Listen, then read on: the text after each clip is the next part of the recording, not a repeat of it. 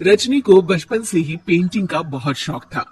वो हमेशा से ही पेंटर बनना चाहती थी, पर उसके माँ और पिताजी ने उसको कभी भी इस चीज के लिए सपोर्ट नहीं किया और उसकी शादी नीरव से हो गई।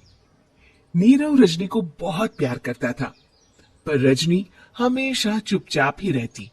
वो इस शादी से खुश नहीं थी। वो ये शादी नहीं करना चाहती थी। उसे तो हमेशा से पेंटर जो बनना था।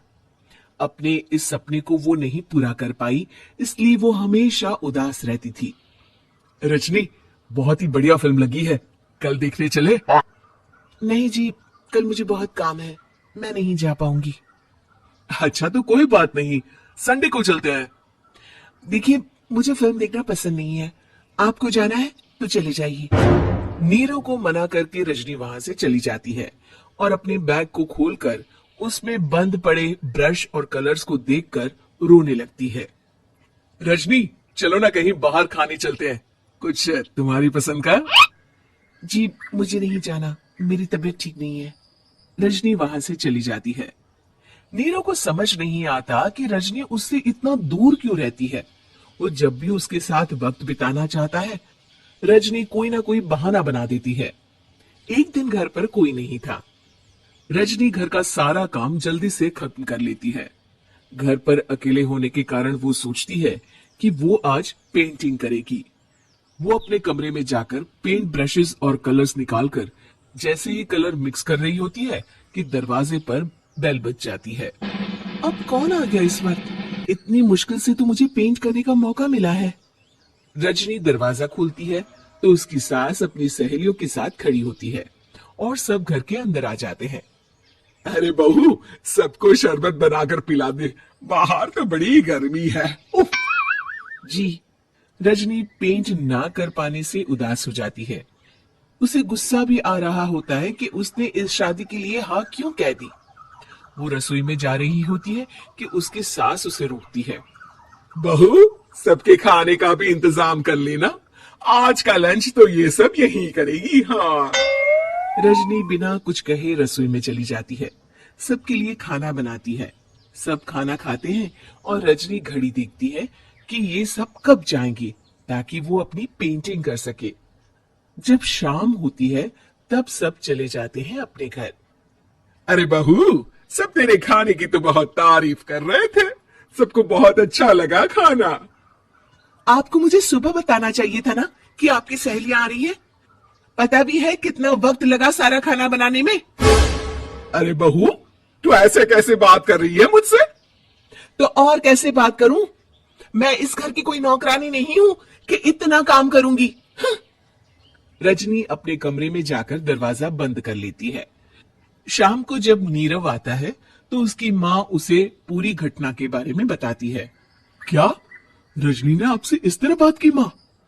हाँ, और पता नहीं उसे क्या हो गया है, शाम से बाहर भी नहीं आई है। मैंने तो कई बार आवाज दी, खाना भी नहीं खाया उसने। तू ही बात करके देख ले बेटा। नीरव अपने कमरे का दरवाजा खटखटाता है। रजनी, दरवाजा खोलो, मैं हूं। रजनी दरवाजा खोलती है और फिर वापस जाकर अपने बिस्तर पर लेट जाती है। रजनी, मां से बात करने का ये क्या तरीका है? मैंने कोई गलत बात नहीं की है। अरे तुम क्यों ऐसे बर्ताव कर रही हो सबके साथ? क्या तुम इस शादी से खुश नहीं हो? रजनी कुछ नहीं बोलती। अरे बताओ मुझे रजनी, क्या ये शादी तुम्हारी मर्जी के खिलाफ हुई है? हाँ, मैं ये शादी कभी नहीं करना चाहती थी। तुमसे क्या, मैं किसी से भी शादी नहीं करना चाहती थी। रजनी रोने लगती है।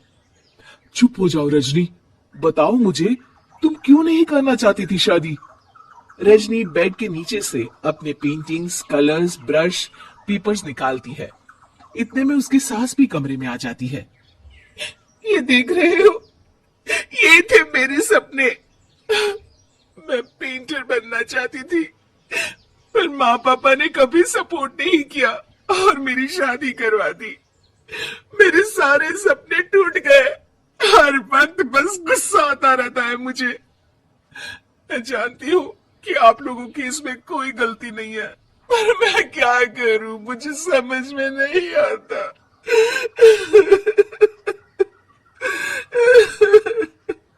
रजनी फूट फूट कर रोने लगती है।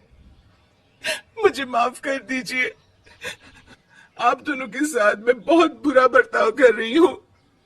अरे रजनी बेटा, चुप हो जाओ तुम। नीरव पानी लेकर आता है। ये लो पानी पियो और शांत हो जाओ। रजनी पानी पीती है और उसकी सास पेंटिंग्स देख रही होती है। अरे नीरव, हमें तो पता ही नहीं था कि हमारी बहू कलाकार है। अरे कितनी अच्छी पेंटिंग्स बनाई है, देखो तो। ये वाली तो मैं अपने कमरे में ले जाऊंगी। आपको ये पेंटिंग्स अच्छी लगी? अच्छी नहीं, बहुत अच्छी लगी। और तुमने हमें बताया क्यों नहीं? तुम जब चाहे पेंटिंग कर सकती हो रजनी।